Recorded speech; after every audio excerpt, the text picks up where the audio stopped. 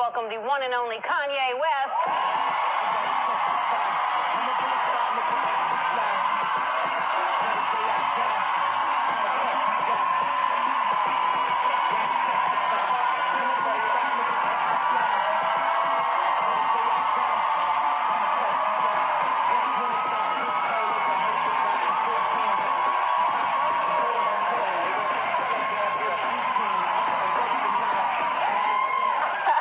Now, I love the shoes you have on, but I saw you had these backstage. No, I was wearing those earlier, but I'm wearing my shoes now. You wear your shoes, I'm going to wear my shoes. I decided to sign these and, bring these out. But if you don't want to wear them, No, come here, wait. No. But what do you mean? You signed them? Yes. Look at that. Thanks a whole lot. Now, why do I want to walk on that now that you signed them? Now I'll sign mine for you, and I'll give them to you. Thank you. I sent some to Kim, by the way. Oh, I'll ask about them. Yeah, you should. I'd like to ask her about them. I sent them to her. No, she wears them. I've seen them. So, congratulations on the brand new baby. He's, how old now? 5 months? Yes. Look at that. Look at that. Not a care in the world. He is absolutely beautiful. Now, we do feel, Portia and I feel responsible for naming him. We sent you, remember that? We were sending all these names, and she sent St. Vincent, but it's pronounced Saint, and I knew you were going to see Saint and go, do you remember that? We were sending tons of names, and then you wrote back, I like Saint. No. Do not act like you don't remember that. We were sending a million names. All right, well, it happened. And how is the North is a big sister? She's good? Yeah, she's awesome. She's not jealous in any way? Sometimes. Yeah. Yeah. But mostly does she do anything to take care of him? Or she's too young? No, she does. What She's does she really do? advanced for her age. What does she do? She'll prop him up on the pillow. Sometimes. That does sound advanced. Now, are you done or will you have more children? Do you want more children? Maybe. Does Kim want more children? Perhaps. That's not what she said. That's what she said? Yeah, she doesn't want more. Okay. But you want more? Let's see what happens. I'll tell you what's going to happen. Nothing.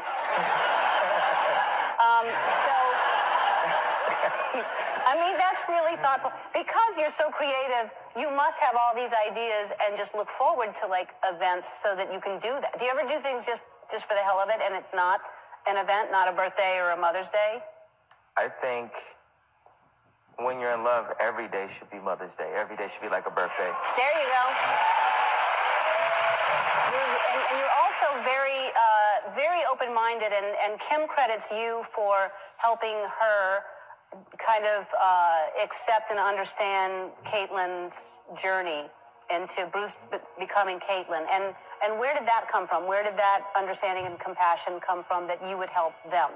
Just my mom and my dad, pushing the confidence and just, knowing that people have to be themselves and we have to fight. We're creating new shapes in the world every day. And, we're under attack constantly by conventional opinion. And, somebody's got to just plant both of their feet and say, nah, that. People can be who they are. Yeah. Listen, you're not allowed to say that?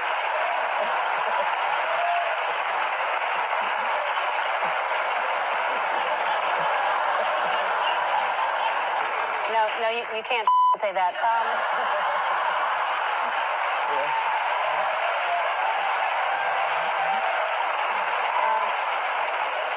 All right, we're going to take a break so the censors can get a hold of this, and we'll come back and curse some more with Kanye. We're back with Kanye West.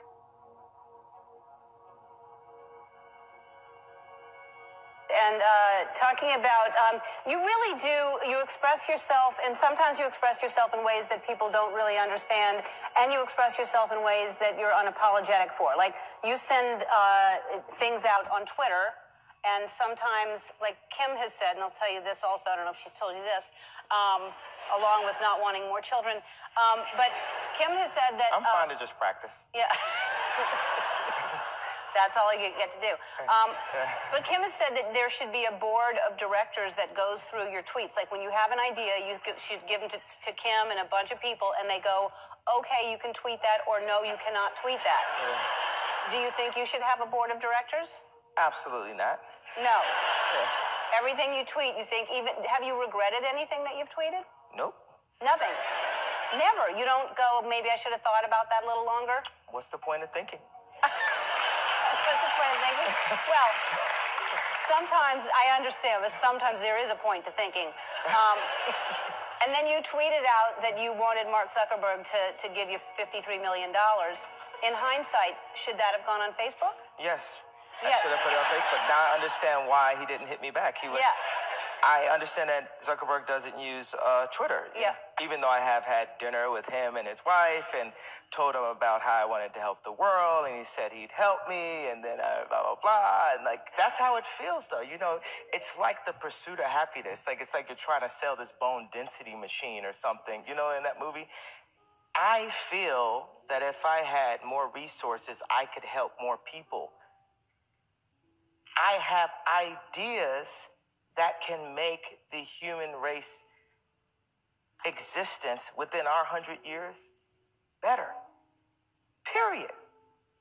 The paparazzi, whatever perception you have of me, starting with the truth, starting with what everyone's thinking, start there, put some dope with it.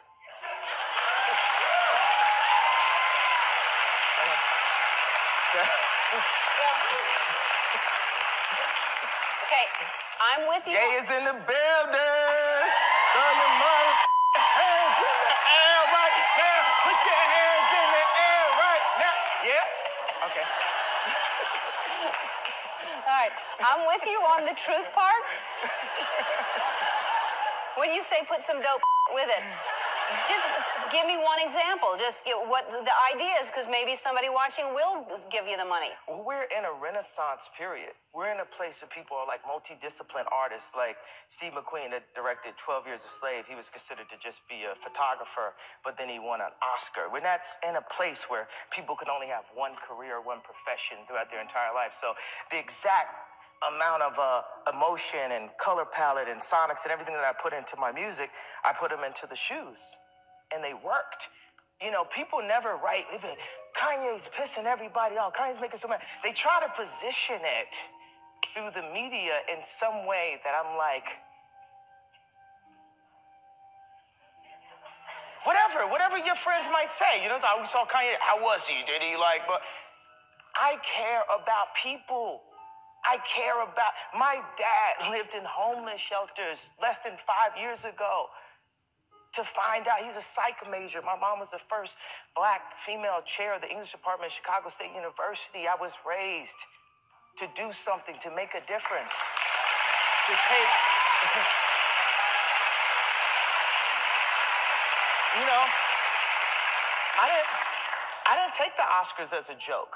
It was funny, you know what I'm saying? It was like the moment, like all black, you know, actors can talk about the glass ceilings that we've dealt with out in this town. And this is you get your night, go ahead. Chris Rock's gonna do it.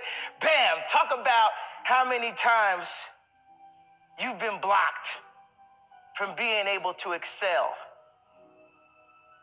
I didn't take it as a joke. It ain't no joke, as Rakim said. It ain't no joke. I used to let the mic smoke.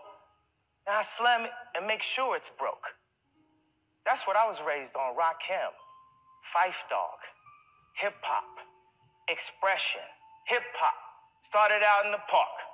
Now everybody's trying to charge. I don't give how much you sold. If you playing on radio, are you connecting? Picasso is dead.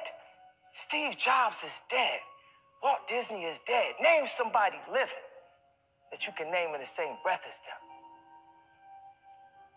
Don't tell me about being likable.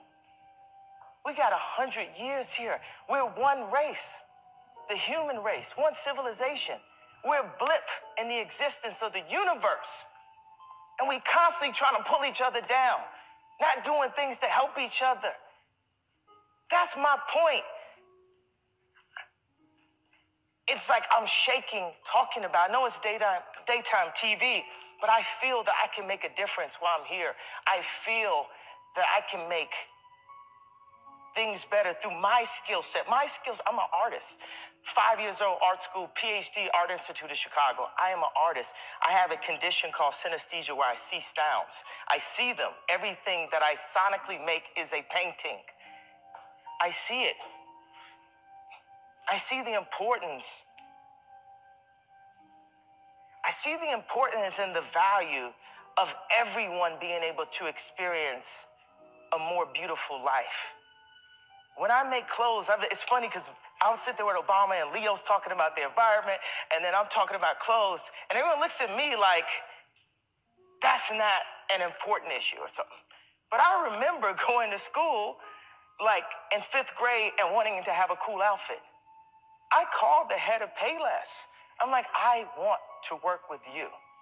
I want to take all this information that I learned from sitting at all these fashion shows and knocking at all these doors and buying all this expensive clothes, and I want to take away bullying. You know, I want to...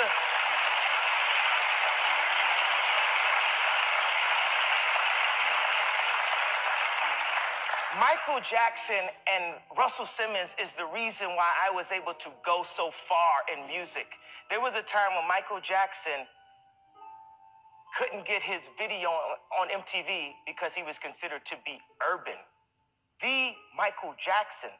So I literally have to be Michael Jackson of apparel in order to break open the doors for everyone that will come after I'm gone, after I'm dead, after they call me Wacko Kanye. Isn't that so funny? The people point fingers at the people who have influenced us the most. They talk the most about the people who cared the most. I'm sorry, daytime television. I'm sorry for the realness.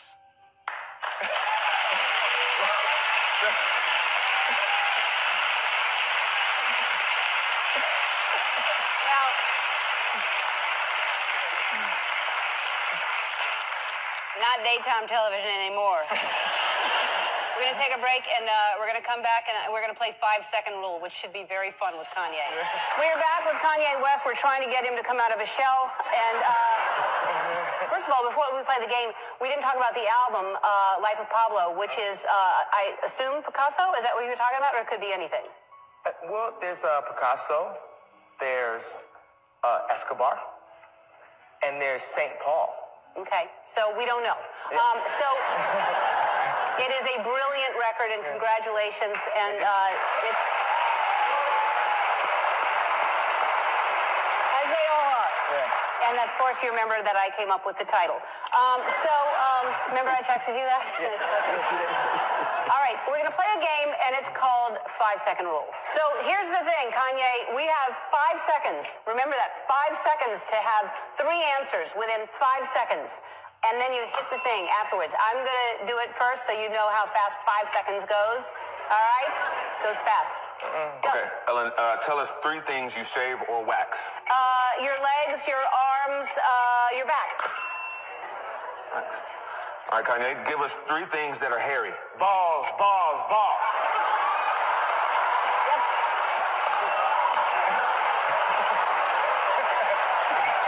Balls, balls? Yeah. Okay. Maybe, 3 balls. Sets of okay, balls. maybe. I'm not sure if I explained the rules properly. So, 3 different things, and balls maybe could have counted for 3 2. different balls. No. All right. Give him that point, and he'll learn. Okay. Okay, Ellen, name 3 ways to surprise your spouse. You get a string orchestra. You rent out a stadium, and you. All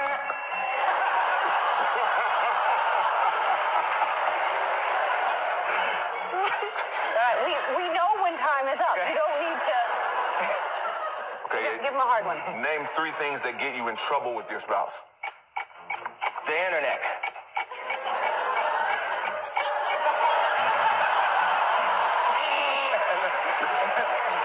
I didn't get that one? No. Okay. We all had so many ideas in our heads. All right, go ahead. Okay, Ellen, name 3 things you always forget. This kind of question.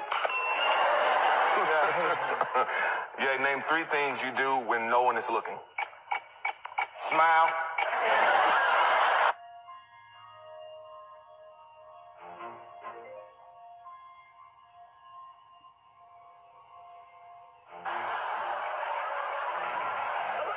Three things.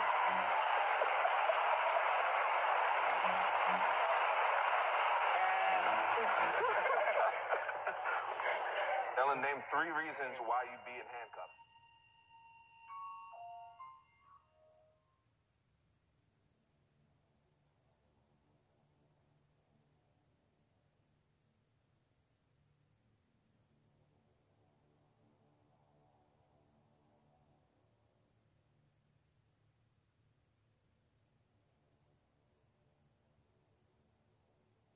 You know, the downfall of Kanye West is directly related to Don C not being around. Wow.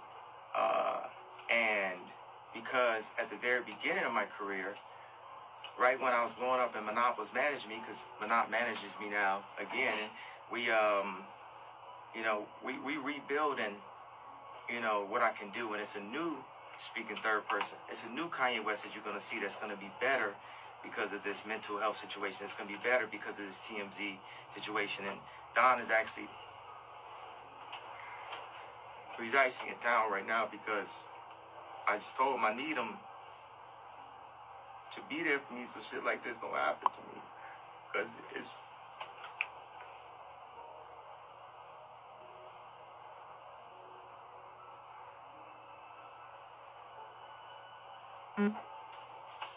Now I got to return the hug. I think it's That's what family's for. That's what family's for. And you came home to your family. Do you feel like music is a real outlet for you, Kanye? Like if you couldn't press record, it's not about us hearing it. It's about actually making it. oh yeah, and that's the thing. It's like I'm so blessed and so privileged because think about people that have mental issues that are not Kanye West that can't go and make that and make it feel like it's all good. Think about somebody that does exactly what I did at TMZ and they just do that at work, right? But then Tuesday morning they come in and they lost their job. Yeah, bro. And they can't go back and make that. That's why God put that on me at age 40. I never been diagnosed till I was like 39 years old and stuff. So put that on me as What do you mean by diagnosed? diagnosed with a mental condition. Yeah. And I think, does everyone have something? I think everybody got something. I think everybody got something. But like I said, on the album, I said it's not a disability, it's a superpower. Right. And when you, and I know. A year and a half after I got out the hospital, and I would go to Amoeba record store and I just start chopping up samples. It's very therapeutic because I wasn't full yet. I don't know if I'm full yet now, or better or worse, whatever, but it was therapeutic just to listen to those songs and sample and go back to being 14 years old in my mom's house. I feel like you avoided this album title. Yeah, no, I don't. I mean, what it says right here on the I hate title. being bipolar. It's awesome. I have a theory about you, so tell me if this is correct. I feel like you feel like being bipolar is part of what makes you brilliant, part of what makes you you, and you embrace it. Yeah, I think that's another one of those things where people are like, how are you going to talk about it? The funny thing is, this is something I was like on the internet before. It was kind of funny, but it's not an opposite. It's not I hate being bipolar. It's awesome. It's actually, it drives more of how you really feel. It doesn't do an opposite thing. So I think it's important for us to have conversations about, open conversations about mental health, especially with me being Black, because we never had therapists in the Black community. We never approached like taking medication. And I think it's good that when I had my first complete blackout at age 5, my mom didn't fully medicate me because I might have never been yay. And there's times where at least I'm happy that I know. Like even like for this interview, I knew I wanted to stay in a calm state because by the time I got to TMZ, I was ramped up. So what was awesome is that the world got to really experience someone in a ramped up state. And that's when you get these comments that just shoot out, like almost like Tourette's. Because you have highs and lows. And when you have a high, you're on a roll. When you have a low, you're well, not. There's some cases of bipolar where people go low. I'm one that goes high. Like Michelle Obama So said. you don't have extreme periods of depression? Oh, no. No. Oh. No. Because I just say it. I'll say it on real TV, like, oh, I thought about killing myself, and then the thought is gone, you know? Wow. So all people need to do is get on TV. That's really the solution. So all people need to do is get on TV. That's really the solution. Well, they need to be able to express themselves without fear of judgment. What I love telling people is like, who do you know? And yeah, let's go, especially black men, but you know, I'm 41 years old, and I don't know anyone, you know, that up as much as I have that's still as successful. So I want to prove that you can get fat, you can say the wrong things, you can piss a whole And you city can be off. president of the United States. Well, yeah, it's But just in literal terms, Yeah. there are families being torn apart at the border of this country. There are literally families being torn apart as a result of what this president is doing. And I think that, you know, we cannot forget that whether we like his personality or not, his actions are really what matter. I mean, you so famously and so powerfully said George Bush doesn't care about black people. It makes me wonder what makes you think that Donald Trump does, or any people at all.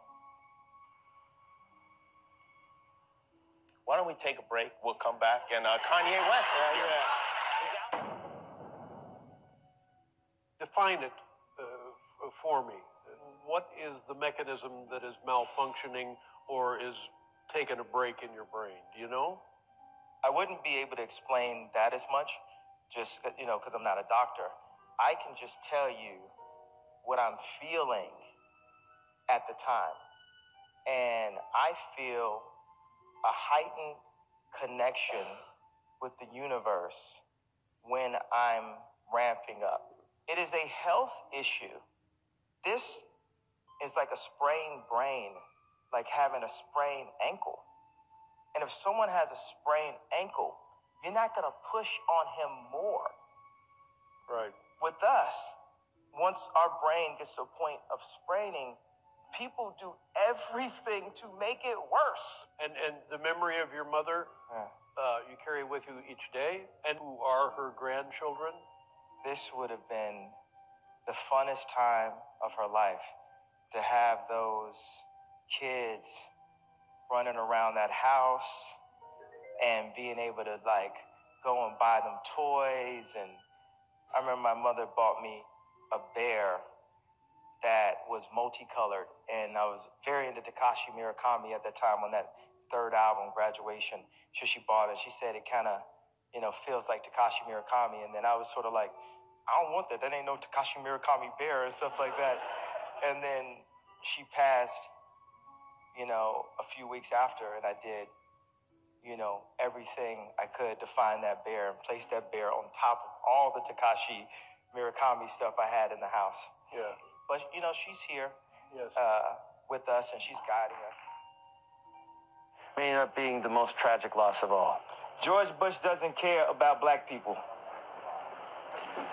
Please call. In the past few days,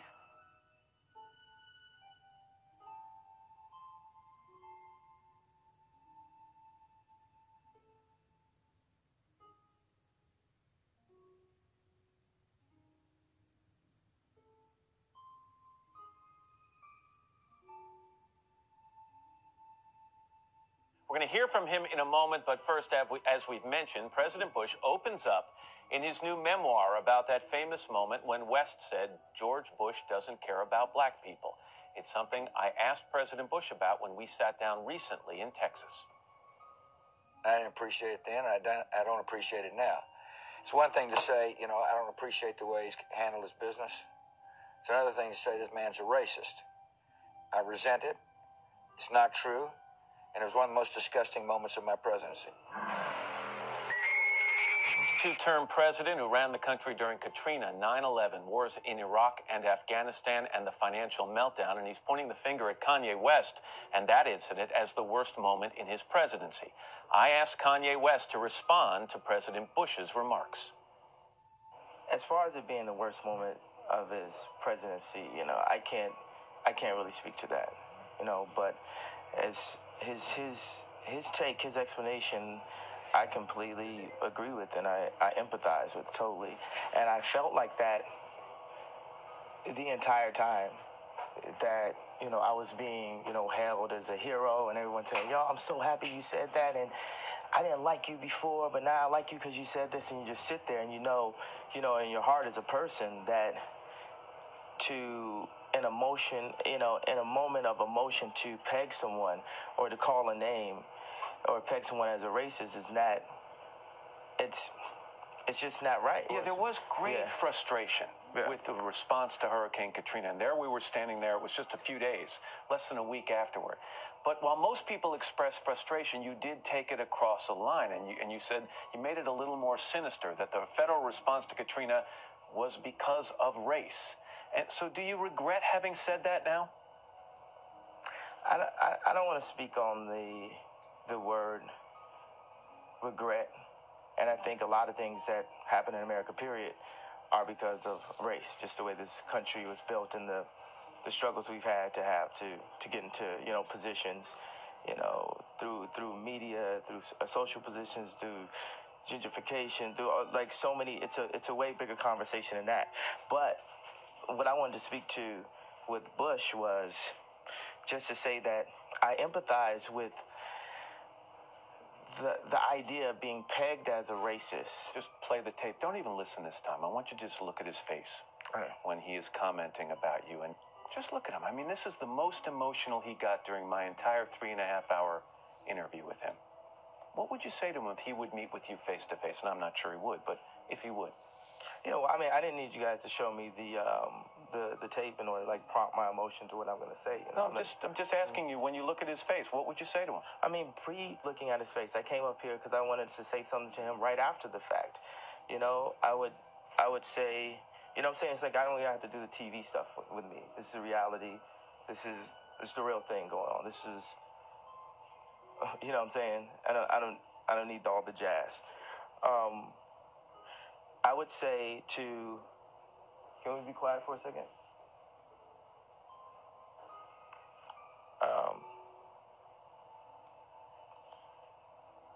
I would tell George Bush, in my moment of frustration, that I didn't have the grounds to call him a racist.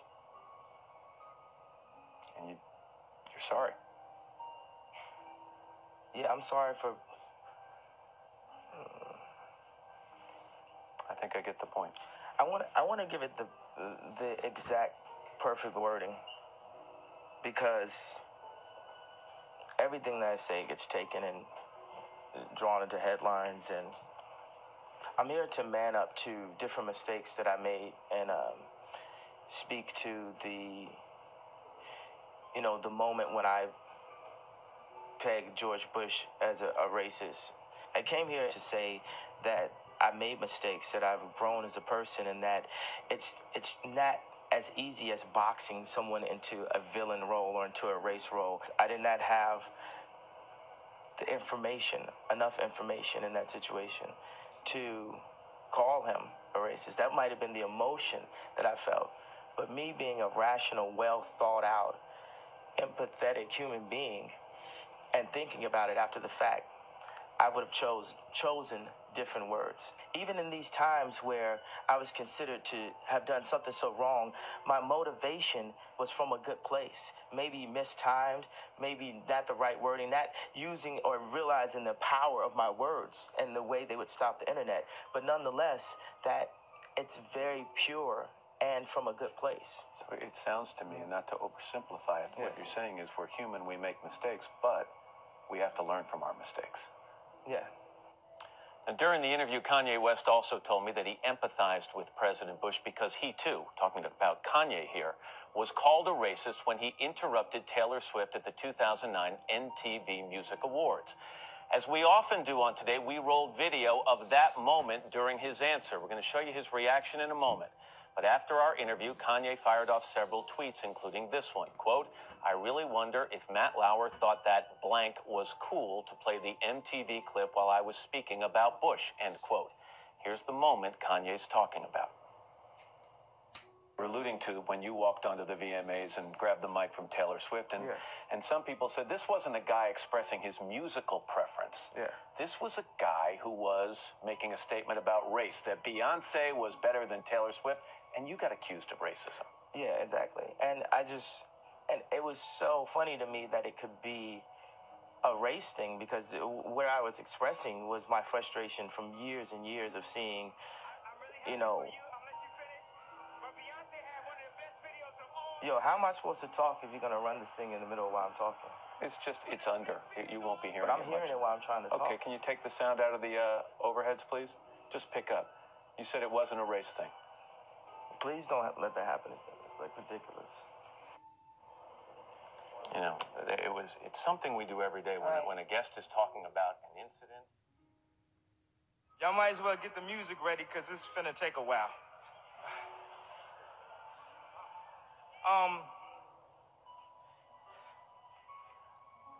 When I had my accident, I found out at that moment, nothing in life is promised except death.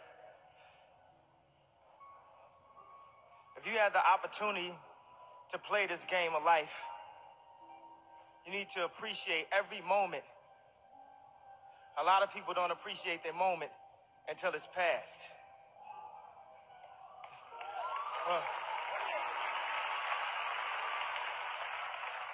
And then you got to tell those Al Bundy stories. You remember when I... But right now is my time and my moment, thanks to the fans, thanks to the accident, thanks to God, thanks to Rockefeller, Jay-Z, Dame Dash, G, my mother, Rhymefest, everyone that's helped me. And I plan to celebrate. I plan to celebrate and scream and pop champagne every chance I get, because I'm at the Grammys, baby.